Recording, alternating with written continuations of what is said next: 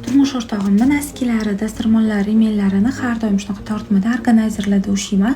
Farzandlarim ham kiyimlari organayzerlarda ushlaganim uchun ular har doim bemalol o'zligi shkaflaridan olib kiysa ham shkaflarga olib ketmaydi. Doimiy porядок ushlashimda yordam beradi. Kechqurun ovqatlanib bo'lganimizdan keyin oshxonadagi kafellarni, gazlarni, kuxonnilarni va qozon qopqonlarini oxirida rakvinalarni tozalab, yuvib uxlashni yaxshi ko'raman.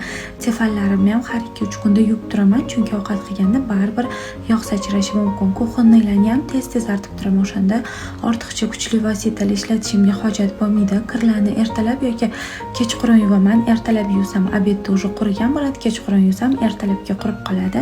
Kirlarni har doim ham o'sha vaqtda dazmol qilishga vaqtim bo'lmaydi, lekin hammasini olib veshalkaga yoki shkaflarga qo'yib qo'yaman. Vaqtim bo'lganda keyin bemalol dazmol qilaman. Albatta, meni blogimga obuna bo'lib qo'ying. Blogim har bir ayol qiz uchun foydali bo'lishiga ishonaman.